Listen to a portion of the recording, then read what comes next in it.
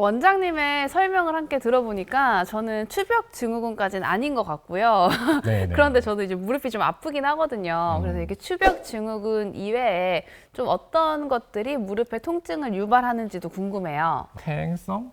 네. 이라고 하기에는 너무 젊으시니까. 아, 그럼 네. 퇴행성 관절염은 뭐예요? 궁금하긴 하네요. 일종의 노화 현상이라고나 할까요? 그래서 관절이나 연골도 세월이 지나면 많이 사용했기 때문에 자연스럽게 다를 수밖에 없겠죠. 네, 그래서 퇴행성 관절염이고 사실 우리가 이제 젊은 연령에서는 쉽게 찾아오지는 않죠. 그래서 뭐 이양님 같은 경우는 퇴행성 관절염은 아니고 저는 퇴행성도 아니고 도대체 제 무릎은 왜 아픈 건가요? 한번 알아볼까요, 저희? 이게 뭔가요? 네, 저맥낭염. 네. 그래서 이제 무릎 관절 주위에는 정상적인 얇은 막이 있는데요. 이거는 무릎을 보호할 수 있는 그런 막이라고 볼 수 있습니다. 평소에는 뭐 거의 알 수가 없죠. 붓지 않은 이상. 근데 염증이 생기거나 또는 외상에 의한 출혈 같은 게 생기면 그 주위가 빨갛게 붓고 열감도 나고 이런 경우가 있어요. 그래서 그거를 저맥낭염이라고 하거든요. 대표적으로 정강이뼈 앞쪽에 톡 튀어나온 부분이 있지 않습니까? 네. 무릎 앞쪽에. 그래서 우리가 무릎을 꿇거나 또 이렇게 하게 되는 자세를 할 때 자꾸 자극이 되면 염증이 생길 수 있습니다. 그리고 미세 출혈이 생길 수 있는데 그런 것 때문에 생길 수 있는 것이 저맥낭염이라고 할 수 있습니다. 추벽도 그렇고 그 얇은 막이 문제네요. 그렇죠. 이제 우리 몸에는 다 막 때문이네요. 막 때문이긴 한데 그 막이 원래는 아주 소중한 거죠. 우리를 이제 관절을 보호해 주는 막의 역할을 덕분이자 때문인. 그렇죠. 그리고 이제 활액망염. 활액망염? 활 그렇죠. 어렵죠. 그죠. 발음하기가 굉장히 네. 어려운데. 맥망염? 활액망염. 활액망염입니다. 예. 여러분 저희 이게 아나운서 인생이 약간 시험에 될 것 같은데요. 활액남염? 네, 이게 활액망염? 발음이 쉽지가 않습니다. 우리가 이제 계속 해보세요. 활액망염. 아 역시 의사 선생님이시다. 사실 저희도 이제 의학 용어를 쓰기 때문에 네. 이렇게 활액망염이라고 이렇게 표현하는 경우는 흔치는 않죠. 저 그래서, 궁금해요. 네. 영어로 뭔지. 시노바이티스라고 하는데 아, 시노비움의 쉽네요, 이게. 활액망염. 시노바이티스가 활액망염인데. 아 그렇네요. 예, 그래서 이제 우리가 일반적으로 설명할 때는 이제 활망염. 활망염 좋다. 활망염. 액자를 넣기가 너무 힘드니까. 그러니까요. 활망염 정도가 좋을 것 같습니다. 활망염인데 관절 내에 막이 있습니다. 이 정상적으로 활막이라는 것은 우리 무릎 안에는 관절액이 있거든요. 그 관절액을 만드는 역할을 하는 것이 활막입니다. 이게 완전 필요한 건데 여기에 이제 관절 안에 외상이든 염증이든 문제가 생길 때 이를 보호하기 위해서 활막에서 물을 많이 만들어내게 됩니다. 그럼 이제 물을 많이 만들어내게 되면 관절 내 압력도 높아지고 부종이 생기고 통증이 생기고 이 활망염은 가만히 있어도 부어있기 때문에 통증이 생기실 수가 있어요. 그래서 원인 중에는 뭐 염증성 관절염이 대표적이겠죠. 그 중에 이제 혹시 이제 감염이 돼서 감염성 관절염이 있을 수도 있고 또 뭐 통풍 들어보셨나요? 통풍 들어봤죠. 통풍성 관절염도 이렇게 활망염을 유발할 수 있고 또 류마티스도 들어보셨겠죠. 네. 류마티스성 관절염도 이런 활망염을 유발할 수 있습니다. 그렇군요. 네. 이거 뭔가요? 관절이 이제 삐걱거림이 아프다. 퇴행성이 되면 연골판도 많이 얇아지고 또는 소실이 되기 때문에 네. 이 관절끼리 뼈끼리 부딪혀서 삐걱거리는 느낌. 근데 소리가 나는 경우도 있고 갈리는 느낌도 생기고. 그래서 이제 활동 시 통증이 발생하는데 특히 이제 움직일 때 계단 오르내릴 때 우리 어르신들께서도 많이 불편해하시고 하는 부분이 이제 퇴행성 관절염이라고 할 수 있겠습니다. 저는 이 좀 궁금한 게 있는데요. 네. 퇴행성 관절염은 네. 치료 방법이 없다라는 말도 있잖아요. 그런가요? 사실 이제 퇴행성 관절염의 진행을 이제 원래 건강했던 관절로 돌릴 수 있는 방법은 없지만 치료 방법은 물론 있죠. 이제 단계별로 네. 거기에 맞게끔 뭐 약물 치료, 주사 치료 또는 이제 심할 경우에 수술적 치료로 가는데요. 이제 수술적 치료로 갈 때도 다양한 이제 방법들이 있기 때문에 치료 방법이 없는 것은 절대 아니고 퇴행성 관절염이 있는 분들은 언제든지 병원을 찾아서 전문의와 상담을 해주시면 아주 거기에 맞는 좋은 방법을 찾아낼 수 있습니다. 네.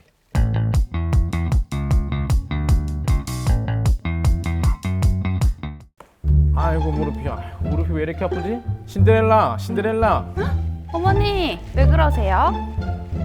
오늘 무도회 가야 되는데 드레스 준비해뒀니? 무릎이 아파서 꼼짝을 못하겠구나. 거의 다 준비했어요. 아, 어머머! 아이고, 왜 무릎이야. 그러세요 어머니? 오늘 무릎이 아파서 무도회는 못 가겠는데. 어머. 너는 그냥 거기 닦던 바닥이나 계속 닦아라. 알겠습니다. 내 무릎. 연기 잘하시는데요? 감사합니다. 아니 왜 제가 신데렐라 건가요? 진짜 K는 안 되겠네. 저 진짜 진심으로 찍을 때 무릎 아팠거든요. 아, 그러실 것 같았어요. 네. 그러니까 제가 네. 이제 영상을 보니까 네네. 또 되게 신기했던 게 뭐냐면요. 네네. 이 신데렐라와 계모의 네네. 이 병이 다른 다르다면서요. 거죠. 다른 거죠. 네. 그래서 한번 좀 설명을 해주시면 좋을 것 같아요. 그렇죠? 신데렐라 아직 이제 든 나이가 아니니까 근데 왜 아플까요? 근데 이제 아까도 우리 저 이양 아나운서께서도 연기를 하셨지만 실제 무릎을 꿇고 다이니까 어떻든가요?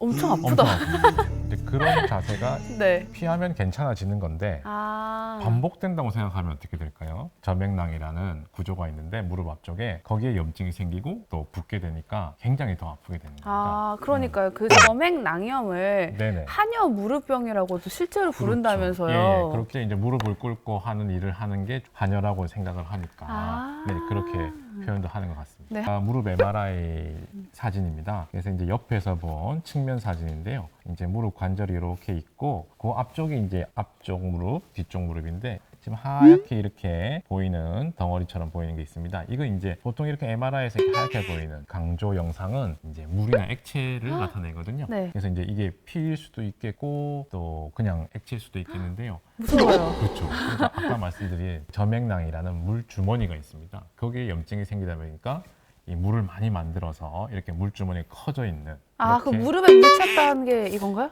예, 이것도 있고 아까 말씀드린 활막염도 아, 있어요. 그러니까 네네. 어디에 물이 찼냐에 따라서 조금 다른데 네. 무릎으로 통칭하게 되면 애매해지게 됩니다. 가만히 있겠습니다. 계속 설명해 주시죠. 네네.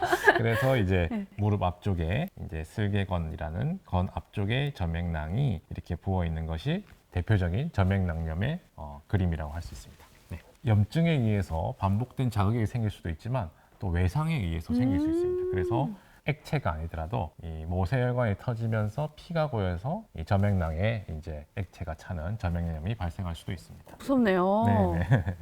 그리고 지금 요 MRI는 이제 단면을 보여준 건데요. 무릎의 내측에 해당합니다. 이쪽이 무릎의 내측이고 여기가 앞쪽이고 이쪽에서 또 하얗게 보이니까 우리가 앞에서 공부한 것처럼 하얗게 보이는 물주머니가 이제 알 수 있게 되는 거죠. 내측에도 이제 점액낭이 있습니다. 그래서 슬개건 앞쪽에 있는 점액낭염이 대표적이라면 내측에도 충분히 이렇게 점액낭염은 발생할 수 있다는 것을 보여주고 있습니다. 이렇게 한여 네. 무릎병이라고 불리는 네. 정액낭염도 알아봤고요.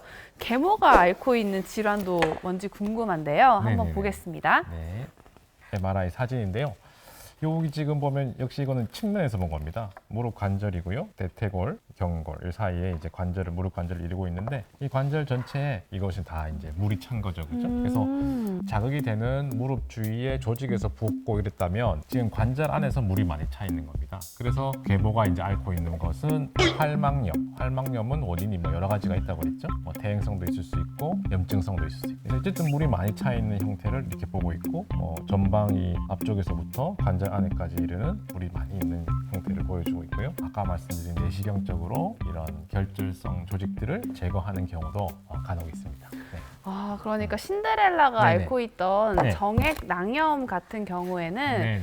어떤 통증이 가해졌을 때 좀 아플 수 있고 활막염 같은 경우엔 가만히 있어도 그렇죠. 아플 거라고 저는 이해를 했는데 네. 더 다른 증상의 차이점도 알려주시면 좋을 것 같아요. 그렇죠. 아까 점액낭염 같은 경우는 물론 가만히 있어 아플 수 있지만 자극됐을 때 가장 아플 수 있습니다. 그 부위가 다이거나 돌출된 부위가 다이거나 할 때 아프고 붉게 아. 빨개지는 경우가 있고 네. 부풀어 오르는 경우 화끈거리는 느낌이 좀 있습니다. 그래서 그게 이제 점액낭염이라고 한다면 이제 활막염 같은 경우는 관절내 전체적으로 붓기 때문에 조금 깊게 시큰거리는 느낌 그리고 이제 전체적으로 붓는 느낌 다이지 않더라도 꼬마의 움직임에도 통증을 느끼는 그런 미세한 차이가 좀 있다고 생각됩니다. 네. 쏙쏙 이해가 되고 있는데 네, 그럼 감사합니다. 점액낭염의 치료법부터 좀 알아볼까요? 휴식과 이제 자극을 회피하는 방법으로 휴식. 네, 휴식. 아까도 이제 뭐 쉴 수 없으면 어떻게 되는 거죠?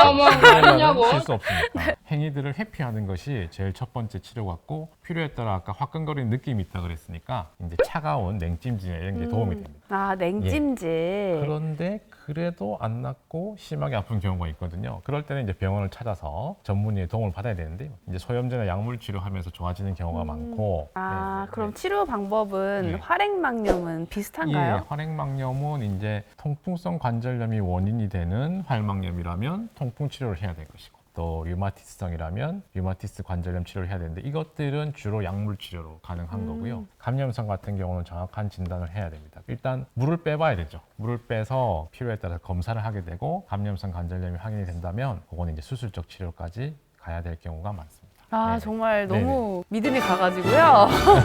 저도 꼭 한번 방문해 보도록 네네. 하겠습니다.